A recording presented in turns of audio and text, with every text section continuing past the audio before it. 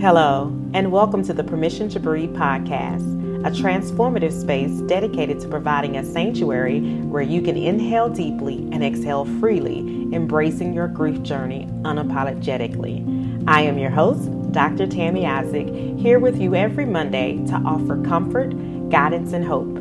Together we'll navigate this path, finding moments to pause, reflect, and breathe. Let's begin this journey side by side.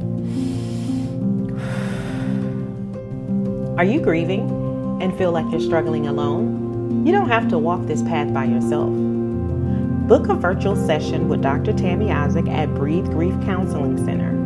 Visit us online at www.breathegriefcounselingcenter.com. Dr. Isaac will help you put your emotions into words. She'll help you reduce the feeling of isolation. She'll help you understand that everyone grieves differently, and also help you prevent unhealthy coping mechanisms. Take control of your life with world-class counseling sessions today with Dr. Tammy Isaac. Hello, and welcome back to another sacred moment on Permission to Breathe, the podcast, where we give ourselves space to slow down, lean in, and exhale through life's hardest seasons. I'm your host, Dr. Tammy Isaac, and today's conversation is tender but necessary. We're talking about what it means to grieve the loss of a leader, someone who didn't just hold a title, but who held a piece of our hearts. Maybe it was your pastor, a mentor, a teacher, or even a public figure who shaped the way you saw the world. There's a unique ache that comes with losing someone who led you. They were a compass, a covering, a constant, and when they're gone, it can feel like the ground beneath you has shifted. So today, we're naming that grief. We're honoring the impact they had, and we're finding language and breath for the space they leave behind. So whether your grief is fresh or years old, whether you knew them personally or far away, this episode is for you. So let's take a deep breath. Settle in and let's walk through this together. Let's talk about the weight of leadership. You know, leadership is more than just a role, right? It's more than a mic on Sundays or a name on a marquee. When someone truly leads, they carry things, right? So they carry vision, they carry burdens, they carry people. And when they lead well, they become a safe space for us, a lighthouse, so to speak. They become the one who knows when you're weary just by looking at your face. The one who says, I've been praying for you, and you know exactly what they mean. For many of us, our leaders were the ones who covered us when we weren't covering ourselves or couldn't cover ourselves, right? They preached us through depression. They mentored us through confusion, and they challenged us to grow even when it hurt. And because of that, losing them hits deeper than what we expected. It's not just the person that's gone. It's the comfort. It's the wisdom, the space that they actually held in our lives. Sometimes we don't realize just how much our emotional or spiritual security was tied to that leader until we're standing in the silence of their absence. And here's the part that doesn't get talked about enough. It's okay to have put them on a big pedestal, not in idolatry, but in reverence, of course. Because when someone shows up consistently in your life with love, integrity, and truth, that is worthy of honor. So when they leave us, whether by death, retirement, transition, or even scandal, we don't just grieve the person. We grieve what they represented.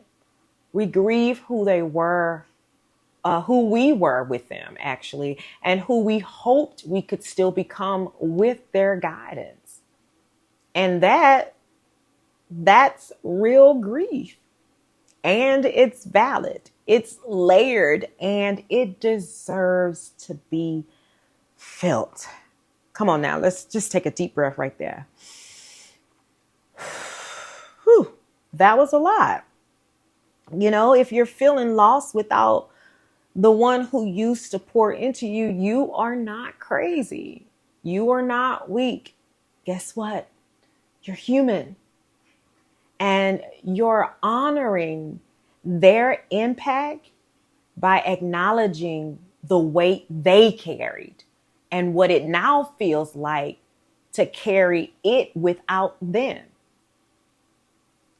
It's important to know that grief is never one size fits all. It's not neat, it's not predictable, and it doesn't come with a timetable.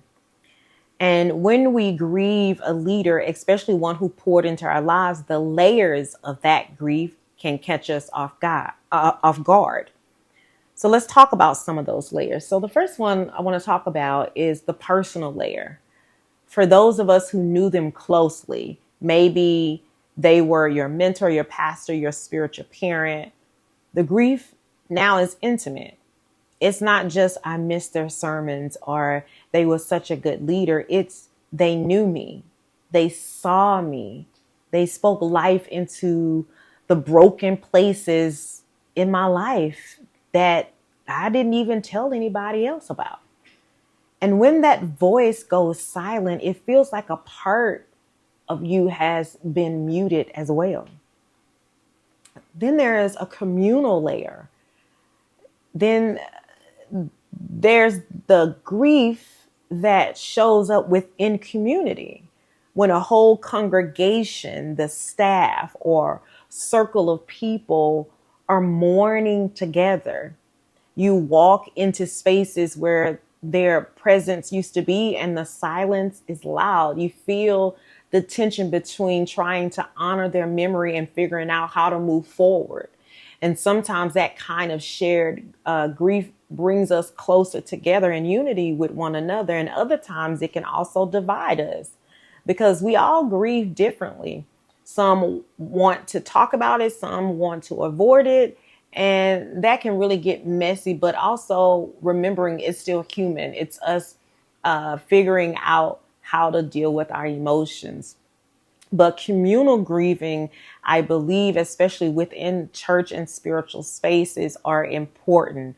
It is how we are able to process what's happening while also holding on to our faith and holding on to the people who have gone on before us as our leaders, right? And so in my book called Let the Church Grieve, I talk about how important it is to be able to grieve with one another in those spiritual spaces and how we have to be able to open ourselves up to the vulnerability of allowing other people to see the spaces that we hurt, the places that we need support, knowing at the same time that the support I need, the other person also needs, but also understanding that when I'm in this low place, the other person may not be in a low place where they can speak life into me, but also honor what I'm feeling at that moment and at that time. A lot of people tend to shy away from being able to support people through their grief because we don't want to be reminded of the emotions and the pain and all of that. But it is important that we create those spaces so that we can deal with it. The Bible tells us to weep with them that weep, right? Rejoice with them that rejoice, but also weep with them. We can't just rejoice and have celebration with them. But then when there's a weeping, nobody wants to come together. And when we think about a pastor going on and passing and dying, who the person who's kind of considered the glue of the church now has been uprooted and no longer there, there's going to be all types of experiences of grief happening within that community. And that is an exact a really good opportunity for the church to come together to grieve, because you're all grieving this same general loss, right? Although there are different relationships that each of you may have built, but the point is you're grieving the same person. Okay. Why not support one another? So I talk a lot about communal grieving and coming together, and how we see throughout the biblical text that there was a lot of mourning and grieving when the congregations themselves came together. Here's another layer I want to talk about, and that's the public layer. There's this kind of grief, one that doesn't always get validated. Okay. So grief for public figures is what I'm talking about. Leaders we may have never met, but who really has shaped us. They wrote the book that shifted your life. They preached a sermon that made you stay in the fight. They stood for something that maybe made you proud to follow Christ or proud to be who you are. And when they pass away, especially unexpectedly, it's like the air gets knocked out of you. You wonder, like, how can someone I've never hugged leave me feeling like this? It's because grief isn't about proximity. It's more about the connection that you have. And I often tell people, and talking to someone this morning about grief, and the loss that you had previously won't exactly look like the loss that you have now. It's all connected to the mosaic, which is the relationship, the storyline of your relationship with that person, and the connection, the depth of the connection, the depth of the relationship, the depth of the experiences that you shared together. Where that connection lies, and the strength of that will determine the level or the intensity of the grief that you will experience. So grieving someone who's a public figure doesn't take away from any other grief, right? Because it's all about connection. It's all about what you feel. And there are people that we see from a distance that we feel like are mentors to us, because we're following their lives. We're seeing the things that they've done. The thing is, we often call on ancestors that we've never met before, right? And so there's still a connection with them. So there are people in life who are still alive today who we are connected to because we see the work that they're doing. We are experiencing what they are going through, what they are teaching us. We're learning from them. And so there's a connection. So that's why when superstars, movie stars, singers, rappers, dancers, actors, when these people pass on, even, our politicians, our congressmen, our mayors, when these type of people die, it still sends grief through us, and we still experience it because we've made a connection with them somehow, even though we never really had a close relationship with them. Remember, it's all about connection, and legacy has a way of reaching further than we actually realize. So whether you find yourself crying in your car, feeling numb at the news, right? Or unsure why this is hitting you so hard, I want you to know it's okay. Your grief is real. It's just layered, but it's also valid. You don't have to justify it. You just have to honor it. Can I say that again? You don't have to justify it. You just have to honor it. Let's take a deep breath there.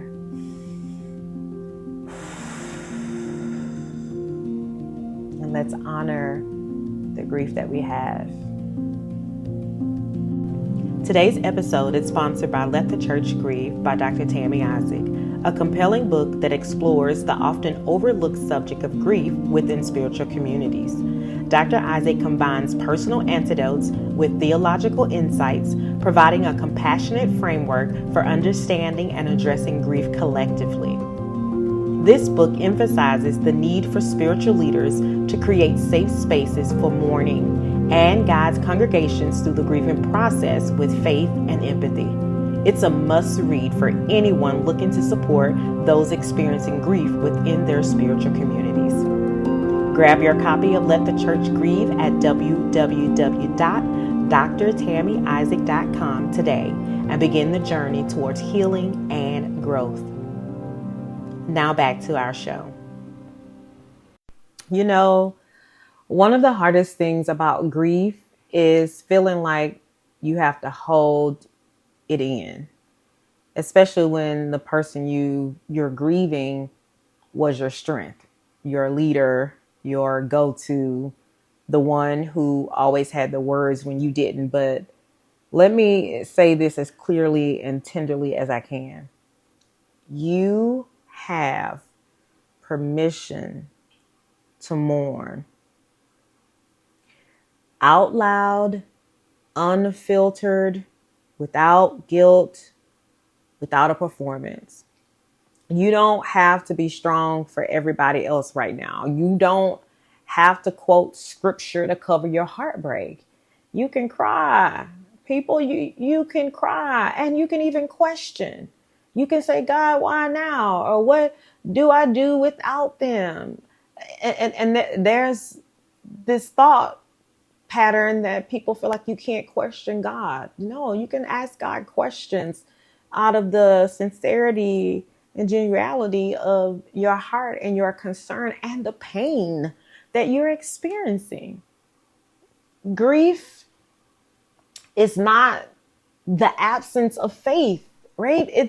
Grief is the evidence of your love. It's not the absence of faith. Me asking God a question is not me questioning my faith, but it's me seeking God for the pain that I'm experiencing right now, for space to be held, because my brain, the way it is created and set up by God, is created, as we think about neuroscience and, Mary Frances O'Connor in her book, The Grieving Brain. Our brains are created to solve puzzles, to figure things out. And that's why sometimes we're like, why did this happen? I don't know. And because the brain is playing things over and over again. That's not because I don't have faith. It's because that's the way my brain was created. And honestly, it don't make sense that the person was here just a moment ago and they're not here and won't be back again. Like, that's something you have to process through, because our brains operate out of like these habit patterns. It remembers things, it knows, right? And so now you have to train and process your brain to remember that they're gone, that, that phone call that you do every time you travel and try to call back home. Because this is what I would do every time I travel. I would call my mom when I make it to the hotel. And it took some time before my brain could remember that I can't call her because she's no longer there, right? She's not there. That's not because I didn't believe she was dead. It's because that's the way my brain had already established the patterns of what we do. And I'm not trying to go into how the brain works. I'm not an expert there, but these are some of the things that I've learned from the experts when they talk about our brains and how they work. But it's important to remember, grief is not the absence of faith. Grief is the evidence of love. So even Jesus wept, and he knew resurrection was coming. That lets us know that tears don't disqualify your trust in God. I love that. They prove that your heart was open, tender, and willing to receive from someone who mattered. You may be the one person, you may be the one that people are turning to now, right? Think about like you're the one who is now moving into that place. And that's definitely another hard place to be in, that when you have someone who's your leader and then now they're gone and you're the one expected to sit in that seat now. And so now people are turning to you while you're still grieving. at grieving at the same time and with them, with the congregation, right? And you might feel pressure to be the rock for them, but even rocks have cracks. Come on now, saints. Even leaders need space to mourn other leaders. I'm reminded of the story of Jesus, who loved John. And when John was beheaded, Jesus pulled away. He needed time to spend in solitude and silence so that he would be able to process what has happened to someone that he loved. And at that same time, the crowds were following him, wanting to be fed, right, with the fish and loaves, and just to hear more of what he had to pour out. So there are leaders sometimes who are experiencing their own grief, but are still expected to pour into the people who need from them. And that's another strain on its own, right? And so Jesus decides, and I talk about this in the book, Let the Church Grieve as well. He decides, let me care for these people. But once he's done with that, he tells his disciples, send the people away.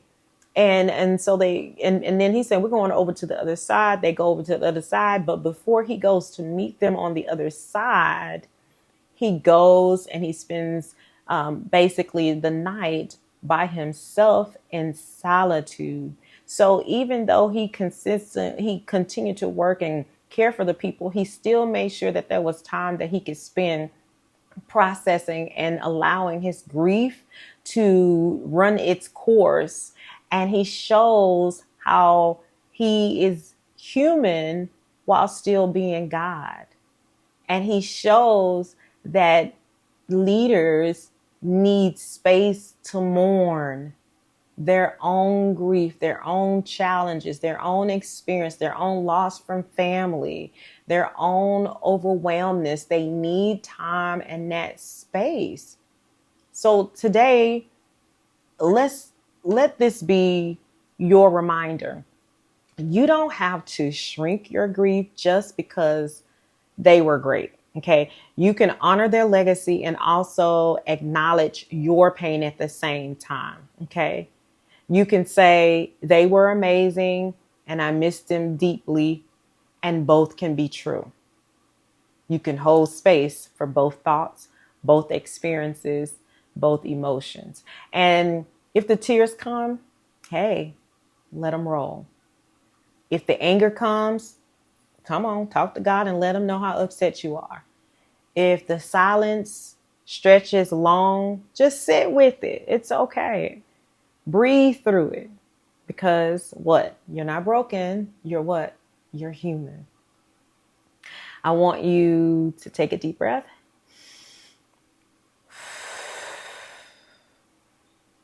And give yourself permission to mourn out loud, to write the journal entry if you need to share the memory with somebody, to cry at the sound of their voice on an old recording or something, if you hear them preaching or a voice message, even to say their name, even if your voice shakes by saying it. One of the things we do a lot, if I'm learning in my clinical pastoral education, is when somebody talks about somebody who died, we ask them to state that person's name in a way of honoring them and to hold space for them at that moment. And so if you say their name, it's okay to take a moment and hold space for them by saying their name. Also, grief doesn't erase the impact that they had on you, the impact that you have received. It's part of how we carry the influence and the impact forward through what we're experiencing in our grief. So what do we do now with all this grief after the tears and after the funeral, after the final amen? What do we do when the one who poured into us is no longer here to guide us? What we do is we continue their legacy, not by trying to become them, but by letting what they poured into us grow roots in our lives. That's what legacy really is. It's not about mimicking, but it's about multiplying. It's the Sunday school teacher who becomes the preacher because the elder saw something in him or her. It's the mentee who leads with grace and humility because their mentor taught him or her how to stand in love. It's the young man or young woman who serves others because a pastor once said, "You have something special, don't waste it." Legacy shows up in how we lead, how we love, and how we live. Maybe the person you're grieving taught you how to pray. Then let your prayer life bloom.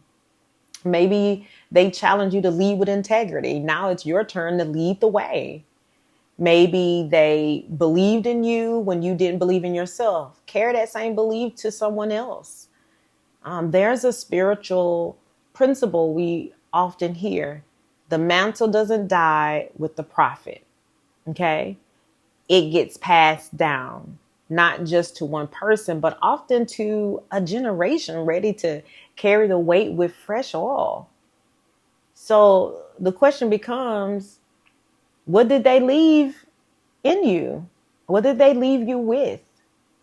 What did they model that you can carry forward? How will your life be evidence that theirs even mattered? And hear me, this doesn't mean rushing past your grief. So that's important to say. It means letting the memory move you instead of only wounding you. Letting it move you instead of only wounding you.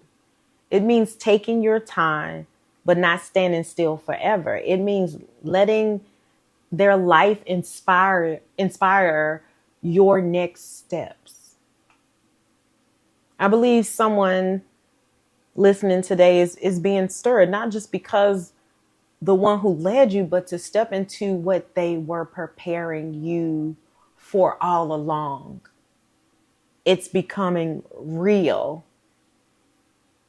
Don't bury the calling just because the one who called it out is gone. You still have a responsibility to what you're gifted to.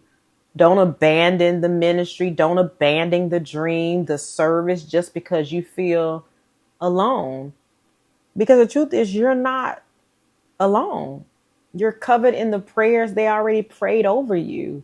You're walking in the wisdom they already sowed into you. And their impact, it lives on through you. As we close this sacred conversation, I want to leave you with something to carry, something that doesn't just sit in your heart, but moves through your life.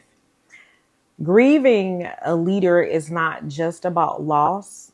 It's also about transition. It's the holy handoff, so to speak. The moment when we realize that the voices who once guided us have now become part of the foundation we stand on. You are not empty. You are not leaderless.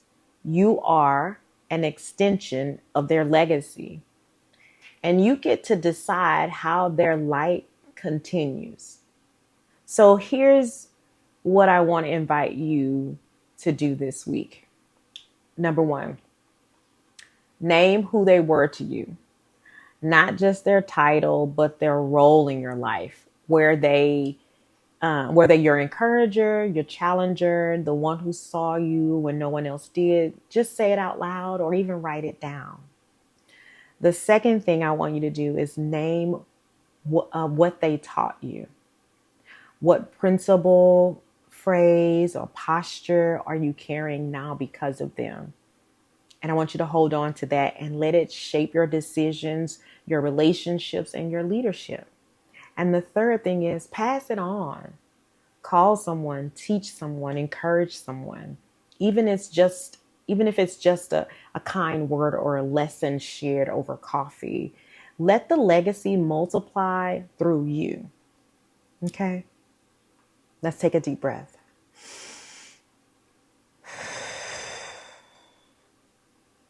Listen, grief is not the end of the story, okay? It's just a reminder that love leaves an imprint and that Even when giants fall, the seeds they planted will rise. I want to thank you for sharing this space with me today. If this episode spoke to you, please feel free to share it with someone else who's grieving. Let them know that they're not alone. Until next time, I want you to remember this. You have permission to breathe, you have permission to grieve, and you have permission to carry the torch forward. Thank you so much for joining me today on the Permission to Breathe podcast. I hope today created space for you to breathe and find peace on your journey. I invite you to join me again next Monday for another episode as we continue to navigate this path together. Don't forget to like, subscribe, and to share the podcast. Until next time, take care and keep breathing unapologetically.